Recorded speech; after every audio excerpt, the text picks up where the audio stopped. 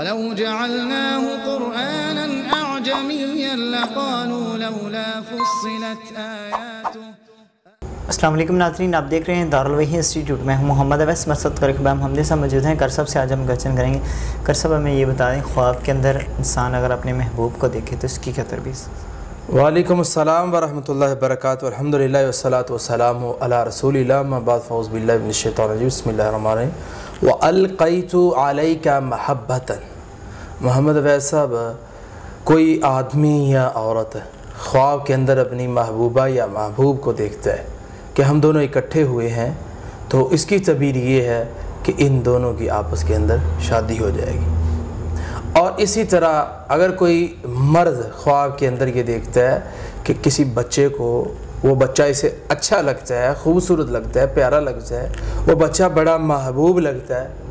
بڑے آدمیوں نے ایسے سوال کیے، عورتوں نے کیے کہ میں نے گود میں بچہ دیکھا ہے، مجھے بڑا محبوب لگا وہ بچہ، تو اس کی تعبیر یہی ہے، اگر مرد دیکھے گا تو اس کی شادی ہو جائے گی۔ اگر عورت دیکھتی ہے اس طرح کا خواب کہ جناب میں کسی بچے کو دیکھتی ہوں، بچہ مجھے بڑا محبوب ہے، تو وہ عورت اس طرح اگر دیکھتی ہے تو وہ ایسے مرد سے شادی کرے گی جو مرد اس عورت کو محبوب ہے اور اس عورت کو اس سے الفت ہے، اس مرد سے یہ عورت شادی کرے گی۔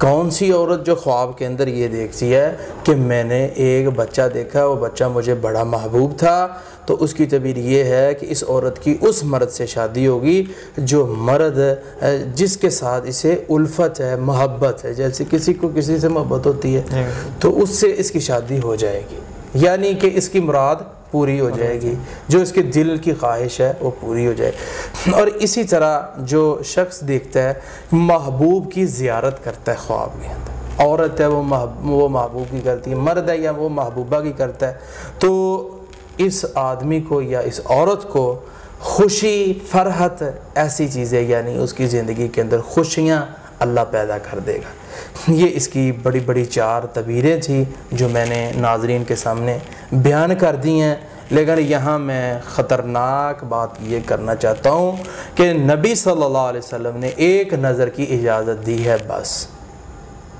بہت لوگ بھائی صاحب اس گناہ کے اندر، اس غلطی کے اندر ملوث ہیں، وہ جو کہ رابطے کرتے ہیں اور بہت زیادہ بات چیت کرتے ہیں، تو جناب باتیں کرتے رہتے ہیں، رات گھنٹہ باتیں کرتے ہیں۔ نہیں میرے بھائیوں، میری بہنوں، نبی صلی اللہ علیہ وسلم نے ان چیزوں سے منع کیا ہے۔ کوئی مرد غیر عورت سے بات نہ کرے، کوئی غیر عورت غیر مرد سے بات نہ کرے۔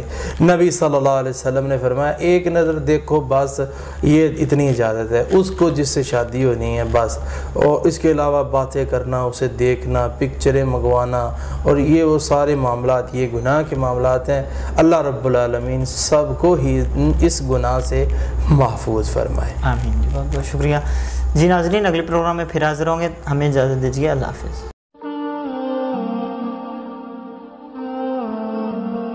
وَلَوْ جَعَلْنَاهُ قُرْآنًا أَعْجَمِيًّا لَقَالُوا لَوْلَا فُصِّلَتْ آيَاتُهُ۔